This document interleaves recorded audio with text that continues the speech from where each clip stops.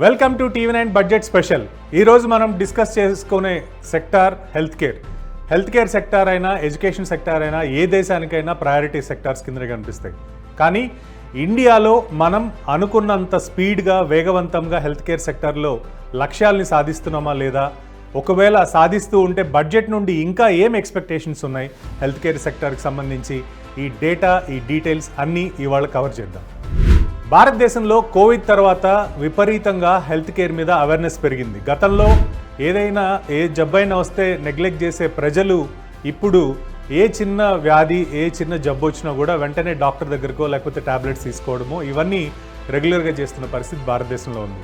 దీంతోపాటు ఆయుష్మాన్ భారత్ ప్రాజెక్ట్ కూడా ప్రభుత్వం తీసుకురావడం, అదేవిధంగా డిజిటలైజేషన్ అంటే హెల్త్ కేర్ రికార్డ్స్ అన్నీ కూడా మెడికల్ రికార్డ్స్ అన్నీ కూడా డిజిటలైజేషన్ చేస్తూ ఉండడం, మరోవైపు మెడికల్ టూరిజం ఏదైతే విదేశాల్లో వైద్యం చాలా ఎక్స్పెన్సివ్గా ఉంటుందో వాళ్ళని ఇండియా వైపు అట్రాక్ట్ చేయడానికి ఇప్పటివరకు తీసుకున్న నిర్ణయాలు కావచ్చు. ఇవన్నీ కాకుండా ఇంకా హెల్త్ కేర్ సెక్టార్కి చేయాల్సింది చాలా ఉంది అని చెప్పి హెల్త్ కేర్ సెక్టార్లో ఉన్న నిపుణులు, హెల్త్ కేర్ సెక్టార్లో ఉన్న వ్యాపారస్తులు ఎక్స్పెక్ట్ చేస్తున్న పరిస్థితి.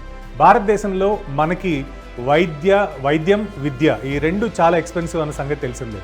ఒక హాస్పిటల్కి వెళ్తే సామాన్యుడు తన లైఫ్ టైం సేవింగ్సే కాకుండా తన ఆస్తిపాస్తులు కూడా అమ్ముకొని హాస్పిటల్ బిల్లులు కట్టే పరిస్థితి ఈరోజు మనకి ఇండియాలో ఉంది. కానీ దీనికి సంబంధించి బడ్జెట్లో కొత్తగా అలొకేషన్స్ ఏమైనా జరుగుతాయా, అసలు రిక్వైర్మెంట్ ఏముంది, ఏం చేయాలి, ఈ బడ్జెట్లో హెల్త్ కేర్ సెక్టార్ ఏం ఎక్స్పెక్ట్ చేస్తుంది, ఒక కామన్ మ్యాన్ ఈ బడ్జెట్లో వైద్య రంగానికి సంబంధించి ఏమేమి ఆశలు పెట్టుకున్నాడో ఒకసారి మనం చూద్దాం.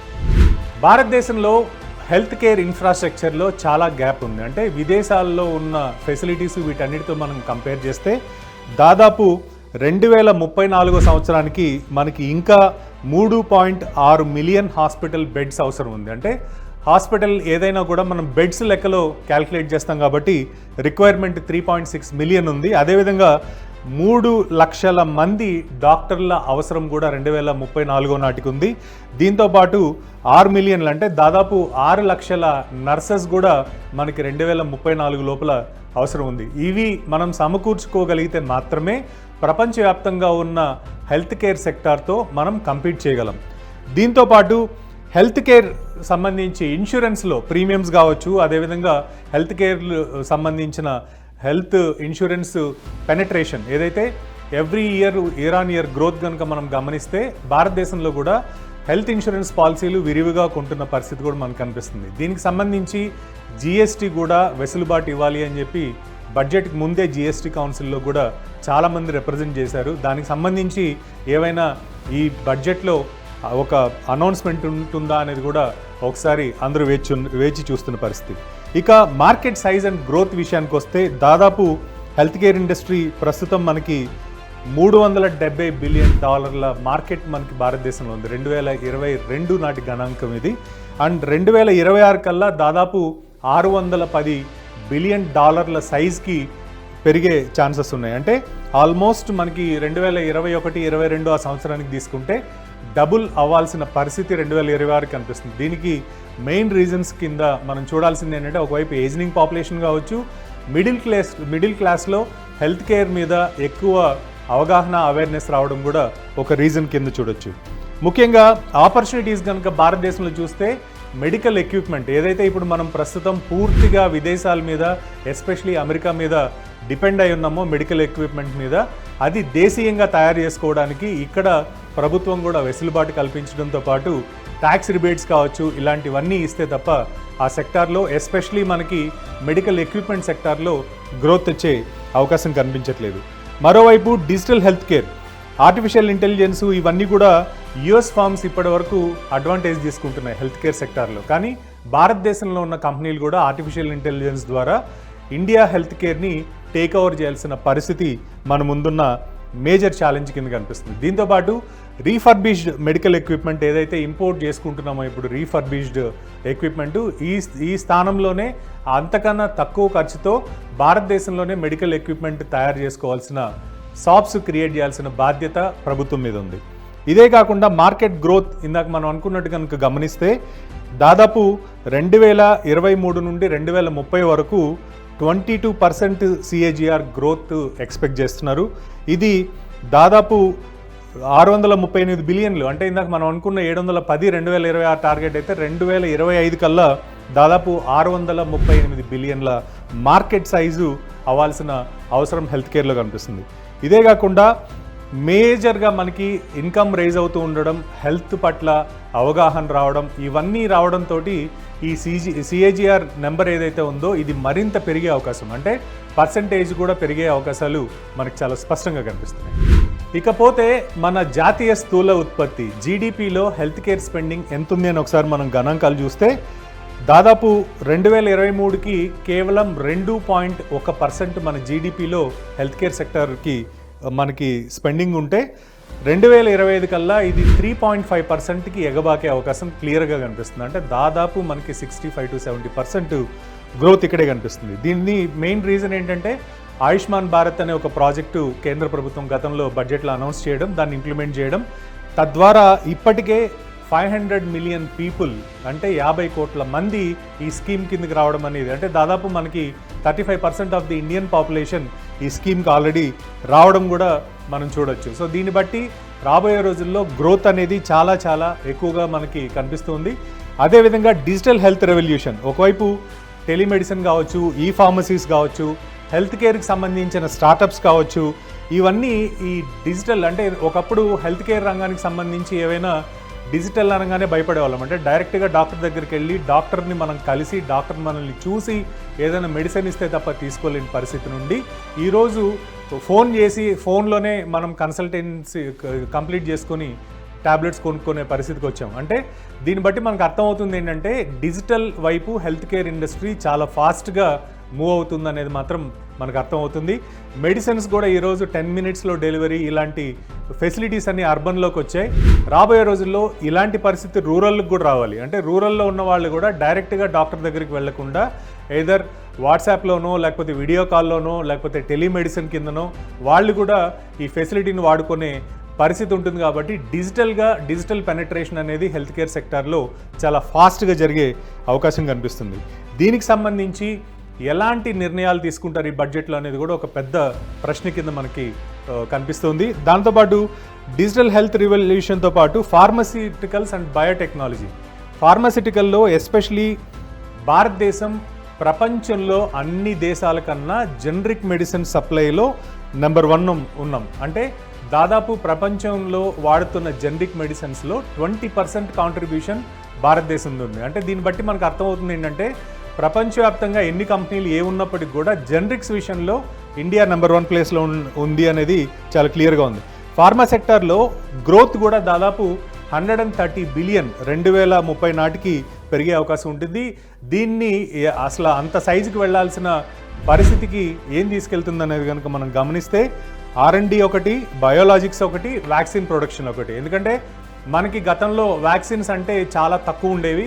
రాబోయే రోజుల్లో డయాబెటీస్కి వ్యాక్సిన్, అదేవిధంగా ఆర్థరైటిస్ ప్రాబ్లం ఉంటే వ్యాక్సిన్, ఫ్లూ రాకుండా వ్యాక్సిన్, ఇలాంటివన్నీ కూడా భారతదేశంలో తయారయ్యే పరిస్థితి ఉంటుంది. కాబట్టి అక్కడ కూడా మనకి ఎక్కువగా ఫార్మాసిటికల్ అండ్ బయోటెక్నాలజీకి సంబంధించి గ్రోత్ మనకి వచ్చే అవకాశం ఉంటుంది. సో ఈ సెక్టార్కి సంబంధించి కూడా బడ్జెట్లో కేటాయింపులు చేయాల్సిన అవసరం, పరిస్థితి ఒక ఛాలెంజ్ కింద మనకి ఫైనాన్స్ మినిస్టర్ ముందుంది.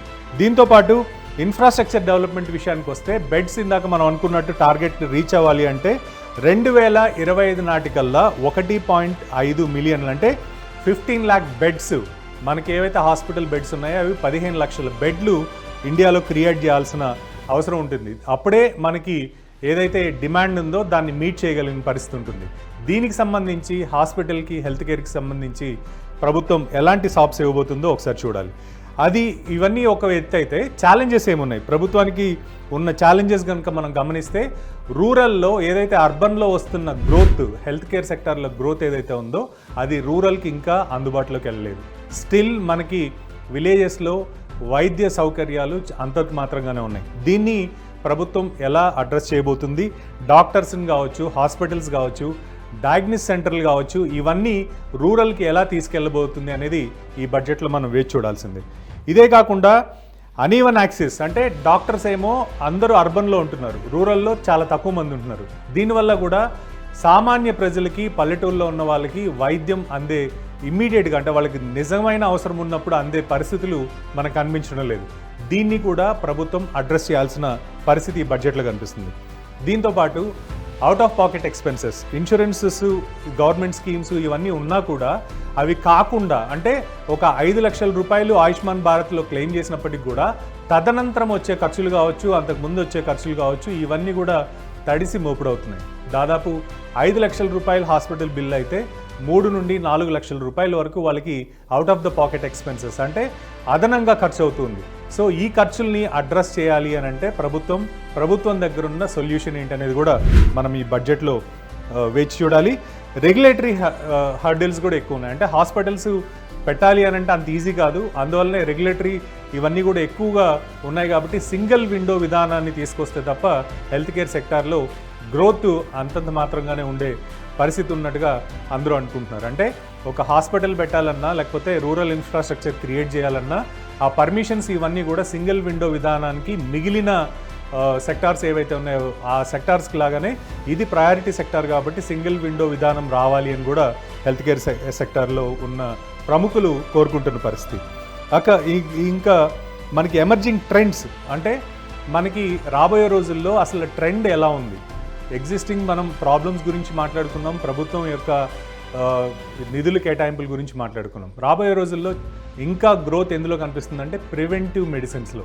ఎస్పెషలీ ఏదైనా ఒక జబ్బు వచ్చిన తర్వాత డాక్టర్ దగ్గరికి వెళ్ళడం కాకుండా అది రాకముందే ప్రివెంటివ్ హెల్త్ కేర్కి సంబంధించి ప్రభుత్వం ఎలాంటి నిర్ణయం తీసుకోబోతుంది. అంటే జబ్బు వచ్చిన తర్వాత ఆయుష్మాన్ భారత్ మనం యాక్సెస్ చేయొచ్చు తప్ప అంతకన్నా ముందే ప్రజల్ని డయాగ్నోస్ చేయడం, రూరల్ ఇష్యూస్ ఏమైనా ఉంటే వాళ్ళని ముందుగానే అవేర్నెస్ క్రియేట్ చేయడం. ఎస్పెషలీ ఈ మధ్య కాలంలో విపరీతంగా పెరుగుతున్న క్యాన్సర్ కేసెస్ ఏవైతే ఉన్నాయో వాటిని అడ్రస్ చేయడానికి కూడా ప్రభుత్వం చాలా కఠినమైన నిర్ణయాలు తీసుకోవాల్సిన అవసరం ఈ బడ్జెట్లో కనిపిస్తుంది. ఎందుకంటే ఒక్కసారి హెల్త్ పాడైన తర్వాత వెళ్ళి వైద్యం చేయించుకోవడం కన్నా ముందు అలాంటివి రాకుండా ప్రివెంటివ్గా చేయాల్సిన దాంట్లో కూడా ప్రభుత్వం పెట్టుబడులు పెట్టాలి, ప్రభుత్వం ఖర్చు పెట్టాలి, ప్రభుత్వం కామన్ మ్యాన్ని కాపాడుకోవాలి అనే డిమాండ్ కూడా మనకు ఉంది. దీన్ని ఈ బడ్జెట్లో ఎలా చూస్తారని చూడాలి. దీంతోపాటు ఆర్టిఫిషియల్ ఇంటెలిజెన్స్, డేటా అనాలిసిస్, అంటే ఒక ఏరియాలో కిడ్నీ సంబంధించిన జబ్బులు ఎక్కువగా వస్తున్నాయంటే అక్కడ ఎందుకు ఆ ప్రాబ్లం ఉంది అనేది ఐడెంటిఫై చేయగలగాలి. కొన్ని చోట్ల లంగ్స్ రిలేటెడ్గా ఏమన్నా ఉంటే అక్కడ పొల్యూషనా లేకపోతే ఎయిర్ క్వాలిటీ బాగాలేదా ఇలాంటి వాటిని చూడాలి. సో ఈ డేటాబేస్ అంతా సెంట్రలైజ్ చేసి ఆర్టిఫిషియల్ ఇంటెలిజెన్స్ ద్వారా డ్రైవ్ చేస్తే ఎక్కడ ఏ ప్రాబ్లం ఎందుకు వస్తుంది అనేది చాలా క్లియర్గా ప్రభుత్వానికి అర్థమయ్యే అవకాశం ఉంటుంది. అలాంటి చోట మాత్రమే ప్రివెంటివ్గా ఏమన్నా మెజర్స్ తీసుకోవాల్సిన పరిస్థితి ఉంటుంది. కాబట్టి ప్రభుత్వం ఈ దిశగా కూడా ఆలోచించాలి, అందులో కూడా స్పెండ్ చేయాలి. ముఖ్యంగా ఆర్టిఫిషియల్ ఇంటెలిజెన్స్ వచ్చిన తర్వాత ప్రతి ఏరియాకంటూ ఒక కొత్త జబ్బు మనం ఇవాళ చూస్తున్నాం. వీటిని ఎట్లా అడ్రస్ చేయాలి అనేది కూడా కేవలం టెక్నాలజీ మీద స్పెండ్ చేసి హెల్త్ కేర్ టెక్నాలజీ మీద ఇన్వెస్ట్ చేస్తే తప్ప ప్రభుత్వానికి దీనికి సొల్యూషన్ దొరికే అవకాశం లేదు. దీంతోపాటు ప్రైవేట్ పబ్లిక్ పార్ట్నర్షిప్స్, పీపీపీ, ప్రభుత్వ ఆసుపత్రులు మనకి ప్రతి మండల్ హెడ్ క్వార్టర్లో కూడా ఒకటి ఉంటున్నాయి, అదేవిధంగా డిస్ట్రిక్ట్ హెడ్ క్వార్టర్లో కూడా ఉంటున్నాయి. వీటిని ప్రైవేట్ పబ్లిక్ పార్టిసిపేషన్ కిందకి తీసుకెళ్తే మరింత మందిని వైద్యానికి చేరువ చేయొచ్చు అనేది కూడా గతంలో ఉన్న డిమాండ్. ఎందుకంటే విపరీతమైన ల్యాండ్ బ్యాంక్ ఉంటుంది, సెంటర్ ఆఫ్ ది టౌన్స్ ఉంటున్నాయి. ఇలాంటి ప్లేసెస్లో కామన్ మ్యాన్ను అక్కడికి వెళ్ళి తనకు కావాల్సిన మెరుగైన వైద్యం అందుకోవాలి అని అంటే ప్రైవేట్ పబ్లిక్ పార్టిసిపేషన్ చేస్తే డెఫినెట్గా ఆ సెక్టార్లో, హెల్త్ కేర్ సెక్టార్లో, ఎస్పెషలీ రూరల్ సెక్టార్ కావచ్చు, టైర్ 2 టౌన్స్ అంటే చిన్న చిన్న మండల్ హెడ్ క్వార్టర్స్ కావచ్చు, ఇలాంటి వాటిల్లో ముందుగానే పేషెంట్స్ని డయాగ్నోస్ చేసి ఆ ప్రాబ్లమ్స్ని రూట్ లెవెల్లోనే అడ్రస్ చేసే పరిస్థితి ఉంటుంది. సో ఇక్కడ టెక్నాలజీ మీద ఇన్వెస్ట్ చేయడం అనేది చాలా ఇంపార్టెంట్. ఈ బడ్జెట్లో ఆ కేటాయింపులు ఉంటాయా లేదా, నిర్మలమ్మ నిజంగానే ఈ సెక్టార్లో ఇంత దూరపు ఆలోచనతోటి పెట్టుబడులు పెడతారా లేదా అనేది కూడా అందరూ ఆలోచిస్తున్న విషయం. ఇక గ్లోబల్ ఆపర్చునిటీస్ విషయానికి వస్తే, గ్లోబల్ ఆపర్చునిటీస్ ఇండియాకి విపరీతంగా ఉన్నాయి. మెడికల్ టూరిజం విషయానికి వస్తే ఈరోజు విదేశాల నుండి ఇక్కడికి వచ్చి ట్రీట్మెంట్ చేసుకుంటున్న పరిస్థితి. వరల్డ్ క్లాస్ మెడికల్ ఫెసిలిటీ ఉంది విదేశాల్లో. జర్మనీ కావచ్చు, అమెరికా కావచ్చు, ఇక్కడ ఏదైనా ఒక అపాయింట్మెంట్ కావాలన్నా, ఒక సర్జరీ చేయాలన్నా వాళ్ళు చెప్పిన టైం వరకు, అంటే 3 నెలలు పట్టచ్చు, 6 నెలలు పట్టచ్చు, వెయిటింగ్ పీరియడ్ ఉంటుంది. కానీ ఇక్కడ ఆ ప్రాబ్లం ఏదన్నా ఉంటే వితిన్ 24 అవర్స్ మనం సర్జరీకి వెళ్ళిపోయే పరిస్థితి భారతదేశంలో ఉంది. ఇందువల్ల మనకి విదేశాల నుండి వస్తున్న పేషెంట్స్ విపరీతంగా పెరుగుతున్నారు. సో మెడికల్ టూరిజంకి సంబంధించి ఒక క్లియర్ కట్ పాలసీ ప్రభుత్వం ఈ బడ్జెట్లో ఏమైనా క్రియేట్ చేయబోతుందా? తద్వారా హెల్త్ కేర్ ఇండస్ట్రీకి మరిన్ని మంచి రోజులు రాబోతున్నాయని చూడాలి. ఏదేమైనప్పటికీ కూడా కామన్ మ్యాన్కి వైద్యం అందుబాటులోకి తీసుకురావాల్సిన బాధ్యత ప్రభుత్వం మీద ఉంది అని అందరూ అనుకుంటున్నారు. ఆ దిశగా ఈ బడ్జెట్లో నిర్మలా సీతారామన్ గారు ఎలాంటి అనౌన్స్మెంట్స్ చేయబోతున్నారనేది మాత్రం ఒక పెద్ద క్వశ్చన్ కింద మనం చూడాలి. This is Sukumar signing off.